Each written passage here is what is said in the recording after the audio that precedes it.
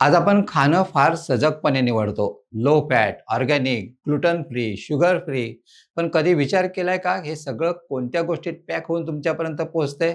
उत्तर आहे plastic. Plastic packaging आता आपल्या स्वयंपाकघराचा अविभाज्य भाग झालाय. आज प्रत्येक गोष्ट पॅक करून मिळते. दूध, पनीर, डाळी, स्नॅक्स, वेफर्स, तेल, तूप, भाजी, बिस्किट्स, ड्रायफ्रुट्स, लोणचं, मसाले सगळं प्लास्टिकमध्ये. पण हे प्लास्टिक पॅकिंग आपल्या आरोग्याचं मोठं नुकसान करते. बाजारात अनेक कंपन्या लो क्वालिटी प्लास्टिक वापरतात.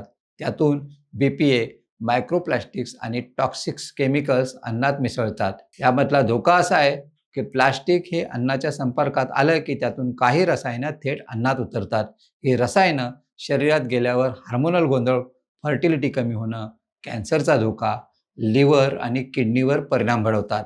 खास करून गरम अन्न जर प्लास्टिकमध्ये भरलं तर ही घातक रसायनं अजून वेगानं अन्नात मिसळतात. आणखी धक्कादायक बाब म्हणजे काही प्लास्टिक कंटेनर फूड ग्रेड नसतात, पण दिसायला स्वच्छ, पातळ आणि चमकदार असल्यामुळे आपण त्यांचा वापर करतो. मग उपाय काय? प्लास्टिक बॉटलमध्ये पाणी पिऊ नका.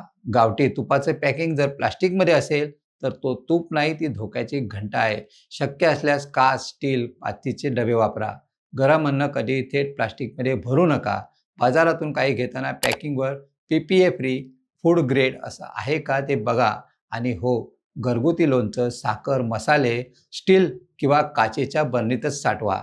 कारण प्रश्न केवळ अन्नाचा नाही, प्रश्न आहे आपल्या रोजच्या पोटात काय घेतो याचा. म्हणूनच पॅकिंग फक्त सुंदर असून चालत नाही, त्यात विष भरलेलं असेल तर सावध व्हा. तुम्हाला ही माहिती कशी वाटली कमेंट्समध्ये नक्की कळवा. आणि अशाच नवनवीन व्हिडिओ पाहण्यासाठी प्रहार न्यूझीलँड चॅनलला लाईक, शेअर आणि सबस्क्राईब करायला विसरू नका. धन्यवाद.